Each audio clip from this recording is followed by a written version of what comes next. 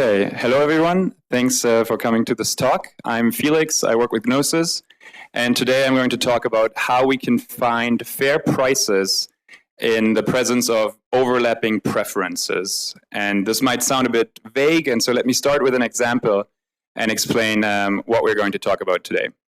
So we are going to look at exchange economies, and the kind of special thing about an exchange economy is that there's no single reference currency that you use to kind of trade your things into and out of. So in the traditional financial market, this would probably be the US dollar. In the European economy, your reference currency would be the euro. But in an exchange economy, you don't have such a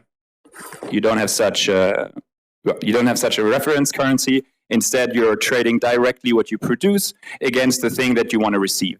So you can think about it a little bit more like a medieval market where you show up and you trade your goods directly to what you want. And so in our use case, in our example, we have three protagonists. We have Alice, who is a producer of apples and she would like to receive eggs. We have Bob on the bottom, who is a producer of pears and would like to receive apples. And then we have Charlie on the right, who is a producer of eggs and would like to receive pears. And these people express their valuations in terms of limit sell orders. And you can think about it, so Alice, for example, says she's willing to sell at most 6 apples for at least 10 eggs. And you can judge this preference as kind of saying, I value 10 eggs the same as I value 6 apples. So if I'm selling 6 apples, give me at least 10 eggs. And the other thing that you can interpret here is that if she was to sell 3 apples, she would like to receive at least 5 eggs. So it kind of gives you an amount and the limit price and the level of indifference where she doesn't care if she trades or not. And so one thing to look at here is that none of these two people could trade directly with one another because none of them are a direct counterparty to one another. But what we can do is we can still make them trade if we bring them all to the same marketplace and kind of match them all in the same ring trade. And so what we can do, this is a potential settlement, there are multiple. What we could, for example, do is we could make everyone sell their maximum willingness. So Alice would be selling 6 apples, Bob would be selling 6 pears, and Charlie would be selling 12 eggs. And now if we look at kind of how happy or how content the people would be with a settlement, we can find that Alice is actually quite happy about it because you can see that she is making what we call utility of this trade. So she's getting a surplus compared to her original evaluation. She is selling 6 apples, but she's receiving 12 eggs, although she only asked for 10 eggs. So she's making a utility of 2 eggs. Bob, on the other hand, is indifferent because they are matched exactly at their preference, at their willingness, at their valuation, if you wish. And so they are indifferent about this trade. On the top right, Charlie is happy because while they sell 12 eggs, they receive 2 pears more than they asked for. But that is not the only settlement that we could do here. We could also have this settlement where now Charlie is giving 10 eggs to Alice and Bob is giving 5 pears to Charlie. Still, all the limit prices are respected, so this is still a valid settlement. And if we now look kind of at the sentiment of the settlement, just like we did before, we can see that now Alice is indifferent because she is still selling 6 apples, but only receiving 10 eggs, which is exactly at her valuation. So she doesn't care if she's trading or not. And Bob on the bottom is now happy because they get to keep one of the pears, and that is kind of their surplus. Charlie at the top right also remains happy because they're giving away less eggs than they're willing to and receiving more pears. And we can even find a settlement where everyone is happy just by basically topping up Charlie's sell amount to Alice with 1 egg. We now have Alice making a surplus of 1 egg, so she's happy. Bob still is making a surplus of 1 pear, so they're happy. And Charlie is now making a surplus of 1 pear and 1 egg. So in this case, everyone is happy.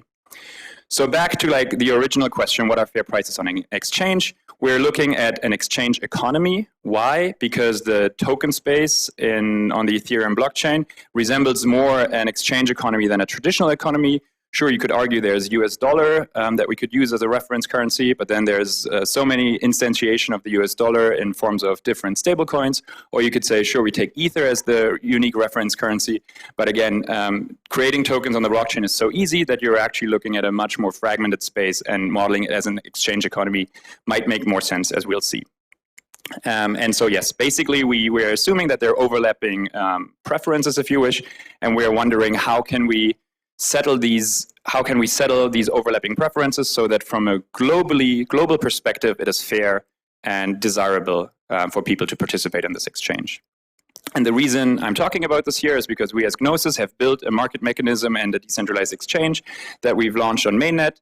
And we're going to cover this very shortly at the end, but this is basically the market mechanism that we employ there. So this talk is going to be roughly 3 parts. I'm going to talk a little bit about where does an optimal matching criteria come from, what is a little bit the market mechanism theory about it. We're then going to look at how we can make this work in practice. And the last step is how we can actually make it work on Ethereum and on the blockchain.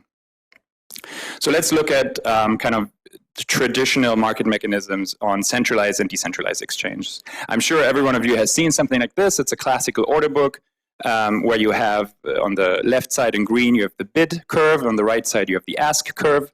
And just to quickly recap what this basically means, it means that, for example, here you have a price. It's always on a pair. So in this case, we look at DAI versus USDC. And so the bidders are basically the people that are willing to buy DAI for USDC. And basically, people are saying that at a price of 0.8, we are willing to buy a volume of 120 DAI in this case.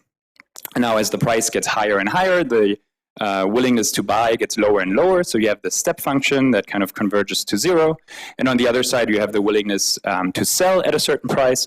So for example, at 1.2, we have about $90 DAI worth of volume that is be willing to sold at this price. And basically, the people who are putting in the orders in the order book are called so-called market makers. They are giving offers at which they would be willing to trade. And then on the other side, you have market takers that look at an order book and just say, okay, cool, I'm going to buy 100 at 99 cents, for example. And so the one key characteristic of these order book is because you have market maker and market taker, they're never going to overlap. Because if you had an overlap, instead of putting your order in the market book and taking the maker side, you could instead just take the thing that you're overlapping with that's already existing in the order book. So you'll always have these lines converge, and there will be a little gap in the middle, which is your spread. The other thing that's interesting about these order books is that they're that they are continuous, or in the blockchain at least pseudo-continuous, because we have block times, so continuity doesn't really exist. And one of the problems with continuity is that if an event happens that materially changes the price of the underlying asset, you now have a race condition where basically the market makers, let's say Donald Trump tweets something about DAI and that has a material impact on the price of DAI. So this order book at the moment of the tweet will now be wrong and will have different information. So you have people that are taking the market maker side who are rushing in and trying to cancel their orders because they're now based on wrong information. And you have market takers who are rushing into the order book and trying to fill these orders that are still in there at wrong prices. And this is traditionally called front running. And because on the New York Stock Exchange, people were actually running down to the trading floor and trying to cancel the orders or trying to take the orders while they're still in there. On the blockchain, this basically means you send out a transaction with a really high amount of gas, and then somebody else sends a transaction with an even higher amount of gas. And so you're having this arms race of who can outbid each other in terms of gas costs. And of course, this doesn't make the market more efficient or anything. The market will be efficient when the next block is mined. It's just an arms race, and goes, of course, at the cost of the people that are participating in this market. So one traditional mechanism against this front running is discretizing the time and not having continuous time order books, but so-called batch auctions. And on the New York Stock Exchange, you can already see this in between trading days. So overnight, people can submit their buy and sell orders. And then 9:30 in the morning when the bell rings, all these buy and sell orders are kind of put into an order book, which can now overlap because they couldn't be cleared while people were sleeping. And they get all matched at the same uniform clearing price. And so let's look a little bit at how this price is chosen. It kind of is obvious that it's the intersection between the bid and the ask line, but we can understand a little bit more why that is the case and kind of derive a more general sense of what is an optimal solution for this kind of exchange mechanism. And so here I just zoomed into the order book and highlight the overlapping section. And you now can see that we basically have an entire range of prices where we could settle.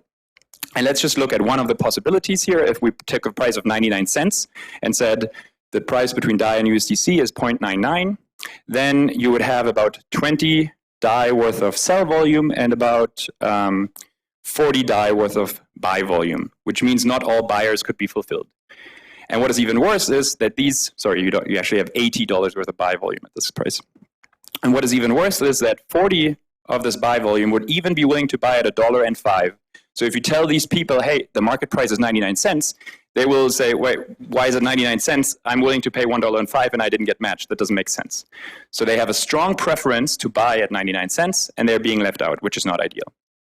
The other extreme would be $1.05, where you would have some sellers with strong preference to sell that are being left out. So you can see there's about $80 worth of sell amount at $1.01, and that couldn't be matched at this price. And so the solution is very simple in the two-dimensional case. You just take the intersection because their supply and demand match. And so now the only people that could not be fulfilled, so basically the distance here, those are people that are indifferent at this price. They don't care if they stay in USDC or are transferred into DAI. They're indifferent, so they are not unhappy, if you wish. And so this concept, sorry, if you want, I can go back if you want to. So this concept can be generalized not just from the two-dimensional space, but it can be well, basically generalized to an exchange economy, and it's called, it can be generalized to what is called the Varajan equilibrium. And let's go into the definition of an Varajan equilibrium first, and then look at kind of the intuition behind it. So that is defined for an n-dimensional space, an exchange economy. So it's not just a price as in a point, but it's a vector of prices for each item in our exchange economy, for each good, paired with a consumption bundle. A consumption bundle is basically just an allocation, who gets what. So if you have 100 orders in there, you could think about the fulfillment of these 100 orders as an allocation. And that is done so that each agent in our exchange economy maximizes their utility given the prices. And so this means the agent will look at the prices that we give them, and they will look at their allocation, did they manage to trade or not, and they will be maximally happy with it. This means that if they wanted to sell at 99 cents and the price was 98 cents, they must have sold all their lot, basically all their allocation, because they would maximize, they have a utility of 1 cent. So basically, in order to maximize their utility, we need to sell everything. Conversely, if the price is lower than their sell order, they would have to be not matched at all. And the only way to fractionally fulfill them is if their limit price was exactly at the price that we gave. And then the second criteria is kind of just for completeness. The markets need to clear. So supply and demand need to match, which means we can't print or burn any goods in this economy. And then just the intuition, in other words, so to speak, is everyone, if you show the solution to every individual trader, they look at it and they say, well, this is the best I could have done. This is the maximum utility I could have achieved given the prices you have found. And why this is super valuable is because it's basically an equilibrium state in which no single agent would want to diverge from the current allocation that they have. So they're maximally happy with what they have, and so it's stable in itself, and it also incentivizes people to actually be honest about their willingness to pay. Yeah, about their willingness to pay, because if they can be guaranteed to maximize their utility, they can be honest about what their utility is. Yeah, and just to recap here in the example from before, this is of course exactly happening at the intersection here, because as we said, here are some people that are not maximally, where the utility is not maximized, which is exactly the people that are bidding on this curve, and then on the other side we also saw it. So now we have kind of defined our holy grail of a solution, the Varajan equilibrium, and we have kind of seen that it's very easy in the two-dimensional case to find that. And that's what people also do in the two-dimensional case. And now let's kind of extrapolate this to our n-dimensional exchange economy. Maybe we can recap first again why it's desirable to go and to expand into n dimensions. And we've kind of seen this, the intuition behind that in the very first example, where none of the two traders would have been able to trade directly with one another. But by inviting them all to the same marketplace, they were actually able to settle their trades in a ring. And a very good example for this use case is the stablecoin market on Ethereum today. From the top of your head, you can probably name between 5 and 10 stablecoins, which all tokenize the same real-world asset, the US dollar. But in order to actually, well, the liquidity is very fragmented. You have an Ether Pax order book, you have an Ether DAI order book, you have an Ether USDC order book, and then on Uniswap, even if you want to trade between DAI and Pax, you have to go via Ether, which makes liquidity provision really inefficient and really fragmented. And so by combining our kind of all the tokens that we have in the space into one big multi-dimensional order book, we can actually re-aggregate this liquidity. And we don't have to decide now if we have, let's say, 100,000 USDC, if we want to market make 50% against DAI and 50% against Pax, we can actually market make our entire 100,000 USDC in all dimensions at the same time, which makes this really efficient for any kind of fragmented market. But the first big use case that we see is the USD stablecoin market on Ethereum. So then just to recap how the Eurasian equilibrium is defined in this three-dimensional space, basically now our solution is not a point, well, it's still a point, but it's not an intersection between two lines. But basically any price vector, any solution that we have would be a point in this three-dimensional space. And then you can think about the coloring here as maybe the utility maximization of the individual traders. So just basically the goal of the slide is to say that the Eurasian equilibrium is still defined for n dimensions.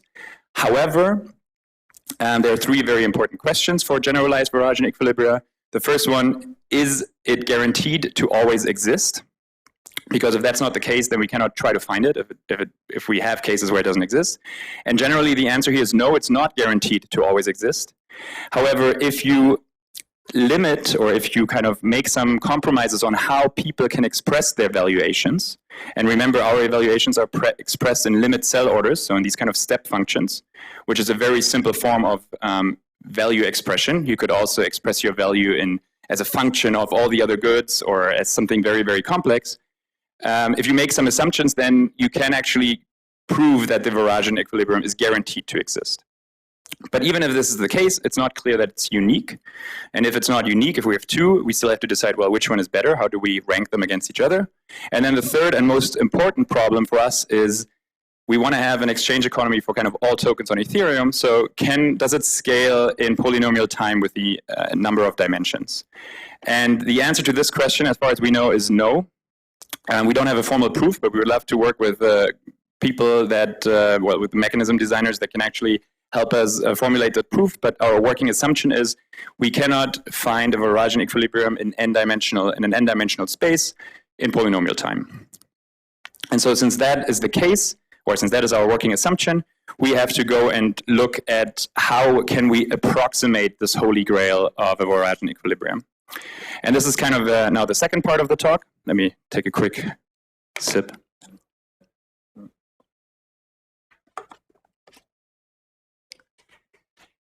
This is kind of the second part of the talk. We now kind of have defined where we want to go. We are kind of sure we can't get there in polynomial time, so let's make it practical by approximating it.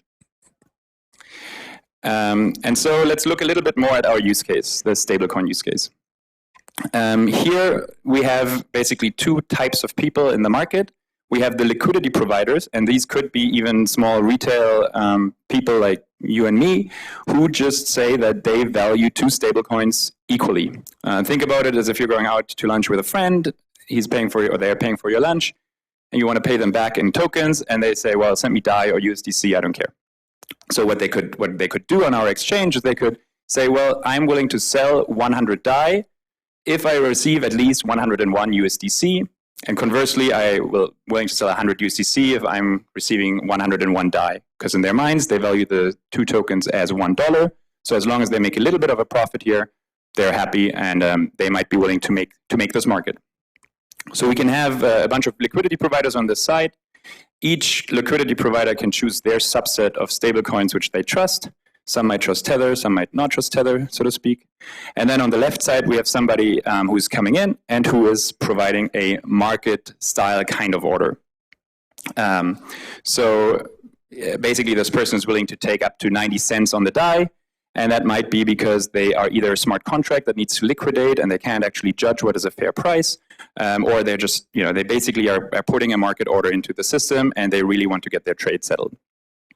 And so what are different ways of settling this trade now? How can we kind of approximate a Eurasian equilibrium? And what worked really well in the two-dimensional case was to just maximize for volume. So there, if you maximize for volume, you actually find the Varadin equilibrium. If we do this in our case, what will happen is we will actually create artificially long rings, because we have this overlap in preferences here between 100 and 90, and basically 100 to 99 if you not account for like tiny percentage roundings. And so within this $10 overlap, we can actually not only create a ring of 4, we could theoretically even create a ring of 10 probably. And so what the exchange mechanism would do, it would just bloat up kind of the path in our system, and without creating more overall utility, would just create arbitrarily long rings, which at first doesn't seem very efficient. But also, if you think about adding any kind of fee mechanism to this, and because it's an exchange, it needs to charge a fee, it actually will then reduce the overall utility, because with each hop, you would reduce the utility that's in the system. So this doesn't seem like a very good solution. And we've been talking a lot about utility, and that this is kind of what we are trying to maximize. So why not just straightforwardly let's do that. Let's try to maximize utility. Maybe a little recap there again. What is utility? Utility is the amount of stuff you received in the actual settlement minus the amount of stuff that you were minimally willing to receive, basically your limit price. So in this case, for example, basically what this would lead to, first of all, now is we don't do arbitrarily long rings anymore because it doesn't increase utility. We can now trade this person with any of the 3 directly. And we can choose kind of any price between 90 and 99 USDC here. And in this case, just for the sake of the example, we're choosing 90. And so the utility of the person on the left would be 0, because they're getting exactly what they asked for. And the person on the right would get a utility of 9, because, well, if you translate this to 100 to 99, it's roughly utility of 9. And you can switch this price from 90 to 99, and the sum will always be the same. So here we have ambiguity. And moreover, if you think about the kind of the idea behind the Varadin equilibrium, was that every agent maximizes their utility given the prices. And so the person here on the top right and the person on the bottom right, they are actually not maximizing their utility given the prices. They look at this person getting 90 USDC for 100 DAI, and they are very unhappy that they are not included in this deal. And if we want to formalize this, we can formalize this as something that we call disregarded utility, which is basically just the difference between your maximum possible utility given the prices and the utility that you have eventually received. And in this case, we see that we have a disregarded utility of 18 in our system. And another way to intuitively kind of think about this is that we have 3 people and a lot of liquidity, 300 DAI, at a price of roughly 1-to-1. And then we have 1 person and just 100 DAI of liquidity at a price of 90 cents. So just intuitively, the majority is probably right, and the price should probably be closer to 1-to-1 and not actually 90 cents. And so what we can do is, now that we have defined this measure of disregarded utility, we can try to minimize that. And if we want to do that, we basically have, because we cannot match all these people on the right, we have to set the clearing price exactly at their willingness to pay. So now we break the ambiguity, and we actually, in this case, have a Varadin equilibrium, because now nobody on the right actually cares about trading. That means they're also not unhappy if they don't trade, and the utility is all captured by the person on the left. And so with this disregarded utility, we actually have found a measure that can tell us how far away are we from our kind of from our holy grail, from our Varadin equilibrium. And so it seems like the intuitive thing to do is just to try and minimize for disregarded utility, at least if you're not on the blockchain.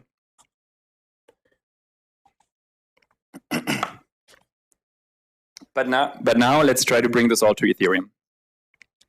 And so on Ethereum, we have limited amount of computation that we can perform in each block. And we have actually implemented this market mechanism on Ethereum today without a lot of gas optimization, without any roll-up technology or any zero-knowledge technology. But what we ended up with in our first implementation is that we are able to settle just 30 orders in a single batch, which of course is very little. We think that we can increase this significantly, maybe to 100 or 1,000 orders, but it will always be limited. And so there's two questions or two options that we have. We can either say, well, our order book should also just be the same size as our solution space. So in every batch, there can only be 30 orders. Or we say we have an unlimited order book, unbound, basically as much as we can store on chain. And every solution is just sending us pointers into the subset of orders that we are trying to fill.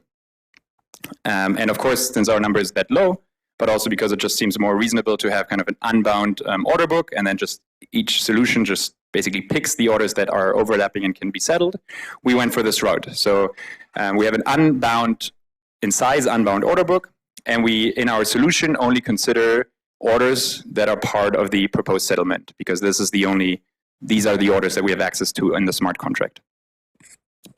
One more thing maybe to say about applying this all to Ethereum. I've been asked a lot about, do we actually find the solution in a smart contract? And the answer to that is no. The solution is found off-chain on a big machine and running with like parallelized algorithms and a lot of approximation. The only thing that we have to do on Ethereum is verify that a solution is correct and give it a score, so that if we receive two solutions, we can say this solution is better than this solution. So it's a little bit like in NP hard problems. The way of finding the solution is actually super hard, but it can be done off-chain. The only thing that has to happen on-chain is the verification. But for this, still, we have to touch kind of all the orders in the settlement. So we said disregarded utility is what we want to minimize. And now we kind of see that we can only look at the orders that are part of the settlement. So that kind of is a problem, because disregarded utility is already minimal if we just have no trades in our solution. So if we provide a trivial solution where no orders are settled, there's no utility, but also no disregarded utility. So it's already minimal, and so it doesn't really make sense to minimize for it. So what we do instead, we go basically rewind one step in our thought process from the last kind of section. We say, well, let's instead optimize for utility, but let's break the tie where we have overlapping price ranges, and also, basically let's get closer to our Varossian equilibrium by discounting disregarded utility. So the basically interim formula that we have so far is we look at all the trades that are proposed in a settlement, and then we take the sum of the utility of each trade and discount the disregarded utility of each trade, given the prices. And that is kind of the interim formula. Now there's one more thing that we have to keep in mind, and that is that order size kind of matters. So in this example, you have a person that is willing to sell 100 DAI for 101 USDC, and somebody else who's willing to sell at 100 for 102. So this person has a slightly worse price, but the order is significantly larger. And so specifically keeping in mind that our settlement is limited to 30 orders, this person has a bit of more value to our exchange because it can be settled, it can be matched against more orders than just the person on the left. So even though the price is slightly worse, because the order is so big, it's actually it's more valuable to our exchange. And the second thought for looking at order size or the volume of trades is that in the current proposal, if two orders match directly, if you're willing to sell something at $1 and somebody else is willing to buy it at $1, there's no disambiguation. It's not clear if we should trade or if we should not trade. And if we look at the order size and at the amount of volume that is being traded, we break these ties in favor of trading. And that is also a little bit, it kind of makes sense intuitively, because, for example, the liquidity provider that we saw 3 slides earlier, they're actually slightly happy if they get to trade, even though they're supposed to give us their true valuation.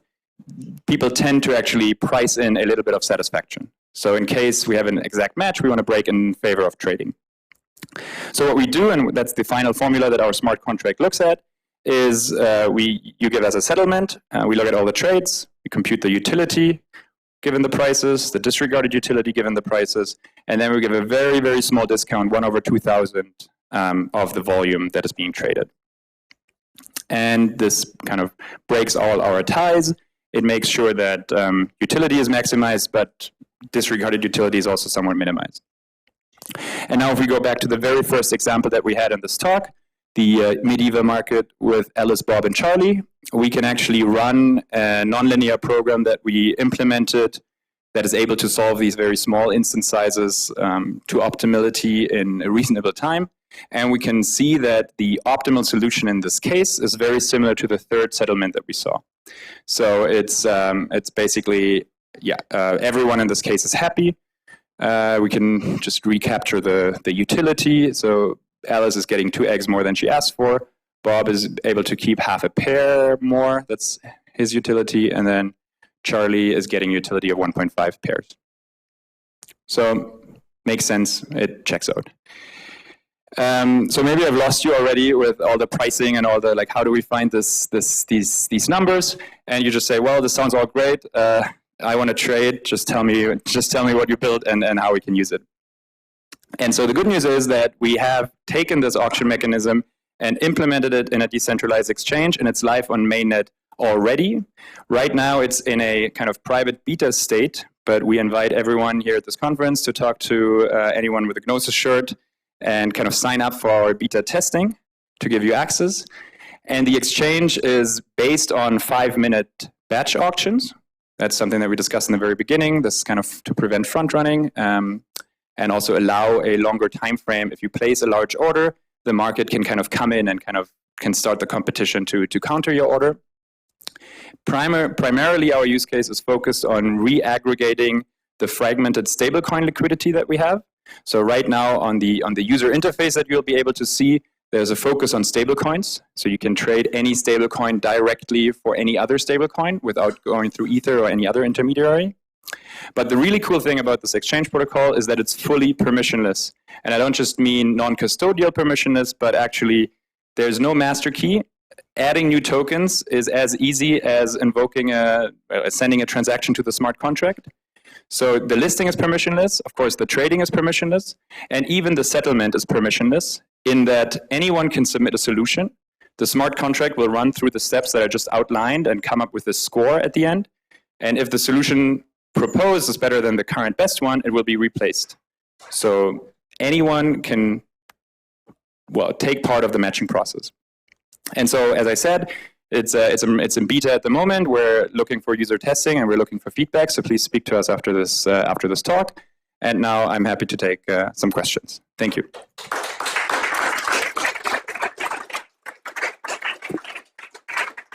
Do we have a question in the room?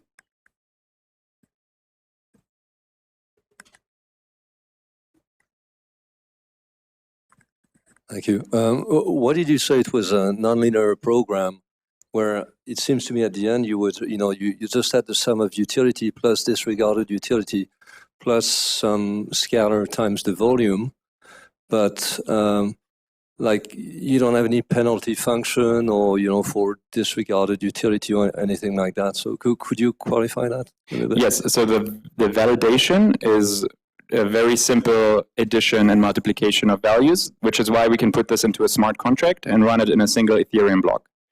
To find a solution that maximizes this value, that is a nonlinear program, because in order to compute the disregarded utility, that is a function of the price that we set and of the settlement of the allocation.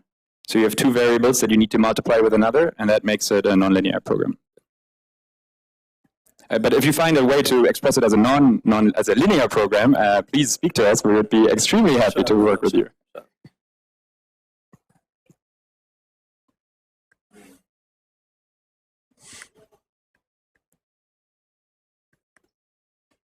How do you ensure that the optimizer is fairly processed for the stakeholders? So you're talking that the Ethereum transaction might not be... The algorithm, deprocessing to find the base point of the equilibrium. How do you ensure to the stakeholders that it's fairly processed? Yeah, so basically the solution finding is completely permissionless in that basically the answer to the stakeholder would be run your own optimization problem, your own solver. You can find, if you don't trust that whoever is solving these problems at the moment is doing a good job, and of course the people who are doing it are rewarded with trading fees, so there's an incentive to provide solutions. If you don't trust that the solutions that are being provided are actually trying to maximize the score, because actually maximizing it might be NP hard, then you would have to run your own optimizer to basically compete and outbid bad solutions.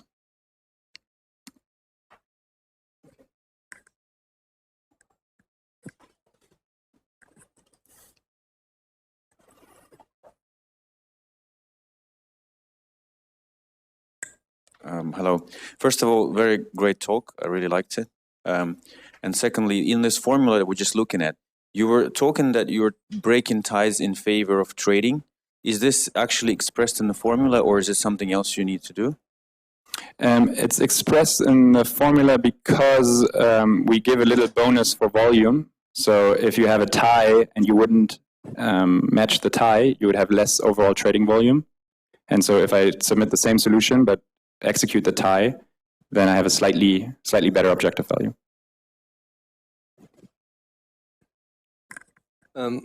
Have you investigated any solution or setup where the disregarded utility or utility, behind or below your limit price would not be actually linear, just the difference between what you get and what your limit price was, but, some kind of non-linear dissatisfaction or satisfaction for getting the trade done, which in a way would somehow probably give another angle at the bonus you give for the traded volume, which could be another way of looking at it. I don't know if I'm clear, but you see what I mean? Like, if I've got a limit price at 50, I want to sell something at 50, and I end up selling it at 52. You give me a utility of 2, but frankly, in many situations, I made my extra utility may be less than that actually, because as soon as I get the trade done, I'm happy, and then I don't really care about the extra price. I see. And vice versa. Yeah, so this kind of comes down to how do people express their preferences, and right now we have this in this very simple limit sell orders because that's what people are kind of used to from traditional order books. Yeah. It's definitely interesting to think about how we can make this more customizable. One other thing that we're looking into, but that is of course not implemented in this very first version, is to allow you to actually express kind of dependencies. Like, I only want this if I also get this, kind of basket trades where you say, this is not valuable to me if I don't have this as well. It's going to simplify your optimization. Yeah, well, let's see. Yeah, it also makes the problem itself a little bit harder to explain and more complicated as well. So, Anyone else has a question? Well, thank you a lot, Felix. thank you very much.